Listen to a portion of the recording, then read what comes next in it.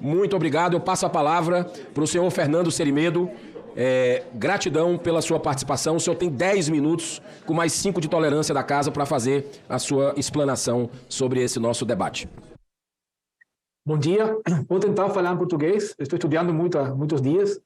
Primeiro, o que mais nos chama a atenção é algo estadisticamente e matematicamente impossível de acontecer. Ninguém pode discutir séculos de fórmulas estadísticas e matemáticas para tentar deslegitimar uma anomalia. Nós, para essas análises, tomamos como amostra cidades pequenas, demograficamente homogêneas e com distribuição equitativa dos modelos de urna. A mesma população, ou seja, distribuição homogênea e equitativa das urnas. A variação de resultados entre os modelos de algumas urnas de 2009 a 2015, que não possuem memória interna, mas usam um pendrive, um flash drive, muito manipulável, e sua custódia não é clara, e com relação às urnas de 2020, que possuem memória interna. Essa variação não ocorre apenas com relação aos votos do candidato 22, ocorre também no caso de Tebet e Gomes.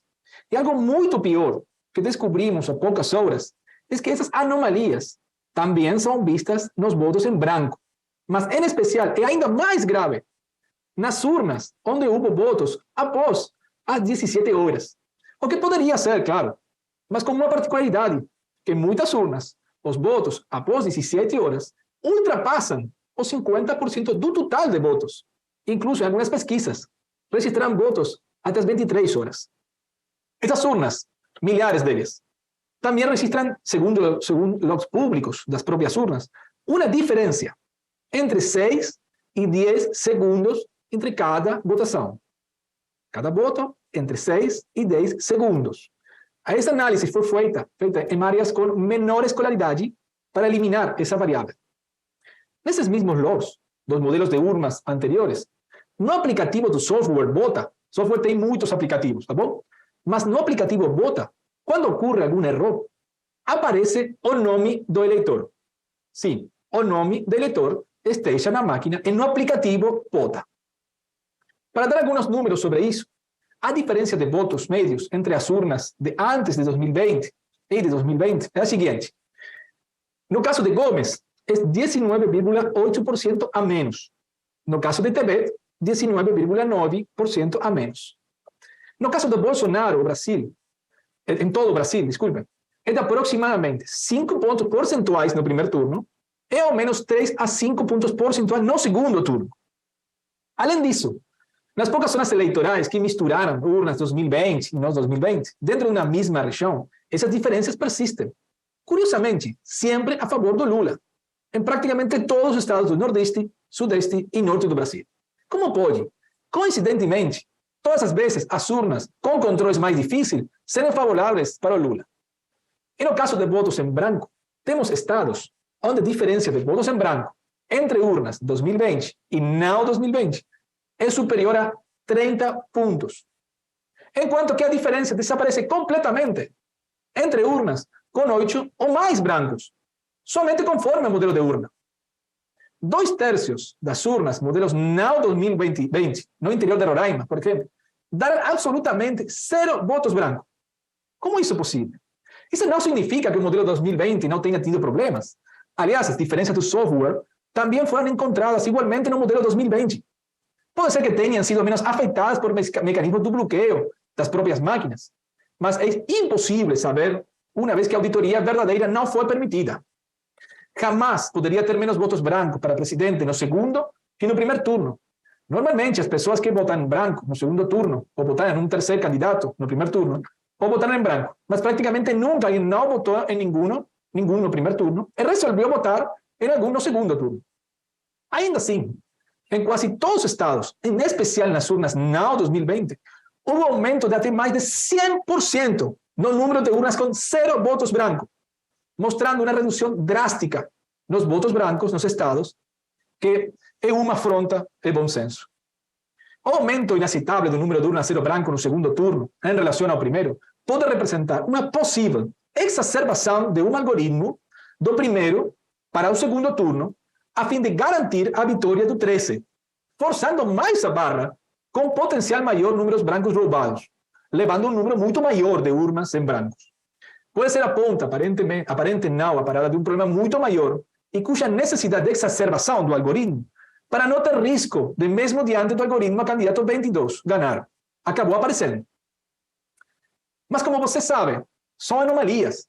E para que essas anomalias se tornem fraudes, eles precisam de dois elementos mais: tecnologia e processo.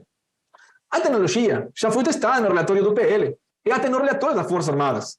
Mas, além disso, os mesmos registros das logs de votos revelam informações escandalosas, dados públicos, sobre os códigos-fontes, os tipos de software, ou código que foram usados, porque há mais do que um.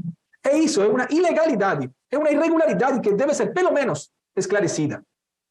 São diferenças que são impossíveis de ser explicadas por outros fatores. E as explicações que tentaram dar não conseguiram justificar nem de perto.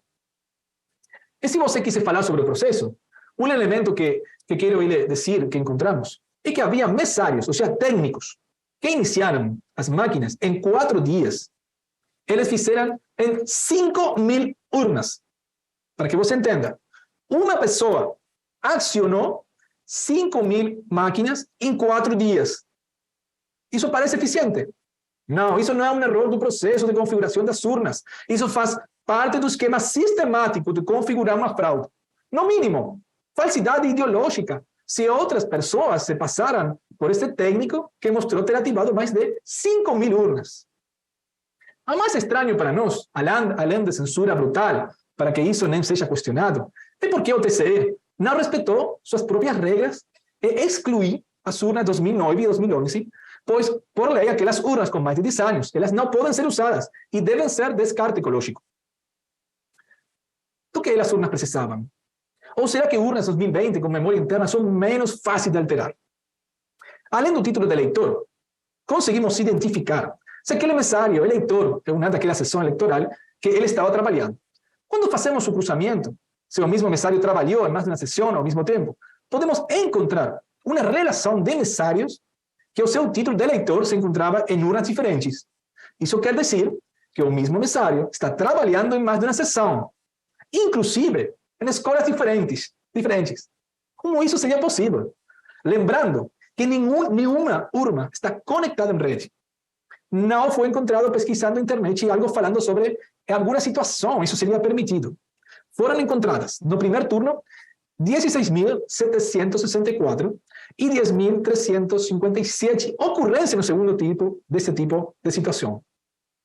É isso, caros senadores, levanta algumas questões para nós. Como é possível que urnas seja uma variável de decisão do voto em cidades demograficamente e socialmente homogêneas e com distribuição equitativa das urnas? Por que acontece que só os votos em branco, de Tebet, ou de Gomes, ou de Bolsonaro são afetados? Quantas funções tem um algoritmo que alterou o resultado? Por que o nome do eleitor está no aplicativo Vota, sendo o mesmo aplicativo que registra os votos?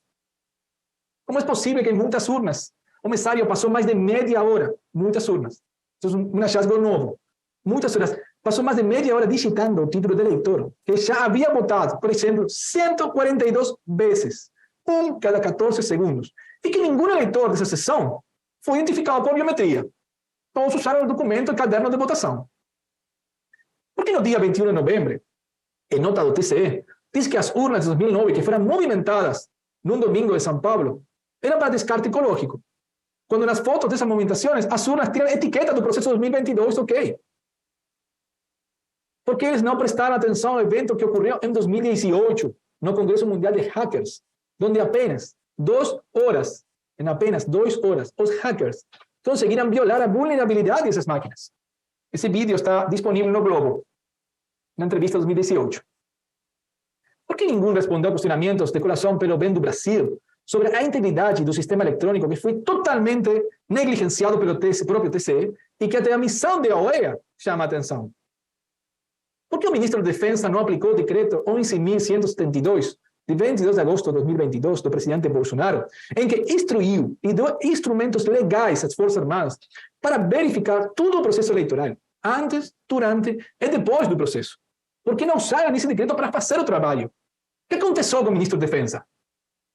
Como mesário, você pode ativar 5.000 ou até 2.000 máquinas em apenas 4 dias. Quem verificou esse processo? Quais foram os métodos e qual empresa de auditoria que OAB utilizou para ter certificado a lisura do processo eleitoral?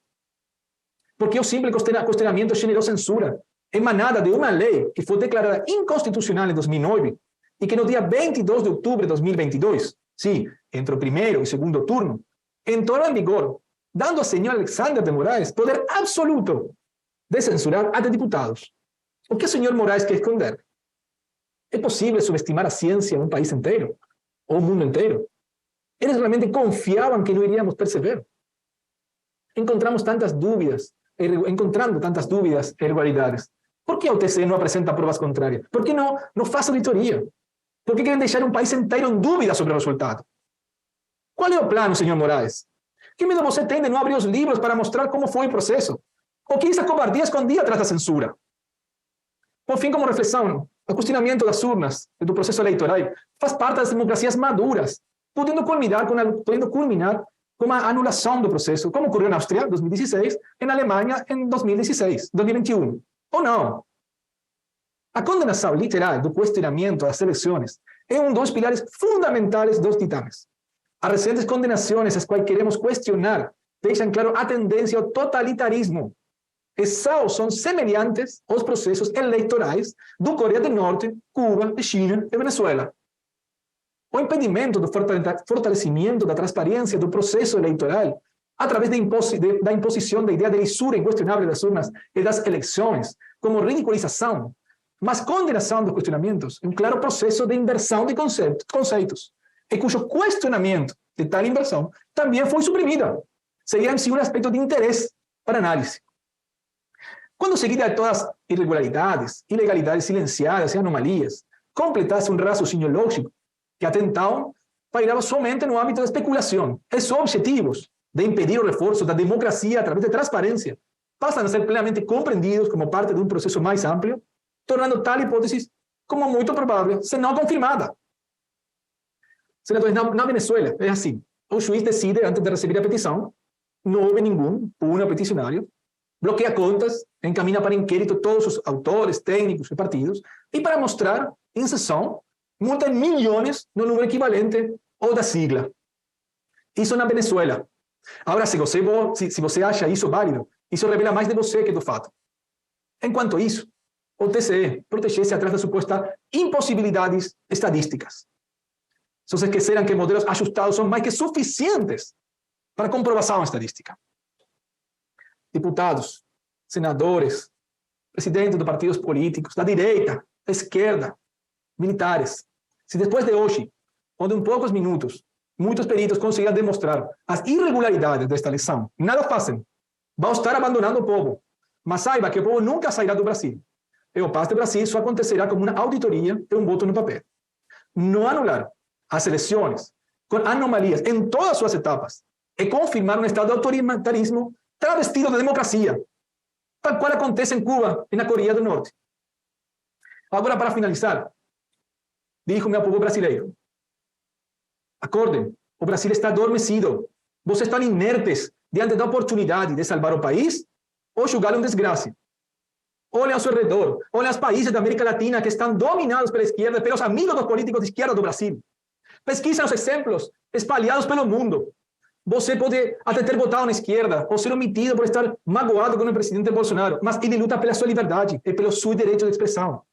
Não permita que te calem. Não tiram o direito à crítica de suas bocas. Não permitam que pessoas sejam presas ou censuradas por poucos apenas por dizerem o que pensam. Façam algo, agora, nesse momento. Levantem seu sofá, saiam para as ruas, lutem pelo futuro das próximas gerações. E entrem na história. O Brasil é lindo, e merece um povo que o mereça de verdade. Lembre-se, o único supremo é o povo. Muito obrigado, brasileiros. Obrigado, Brasil. Muitas graças, senadores. Muito obrigado, senhor Fernando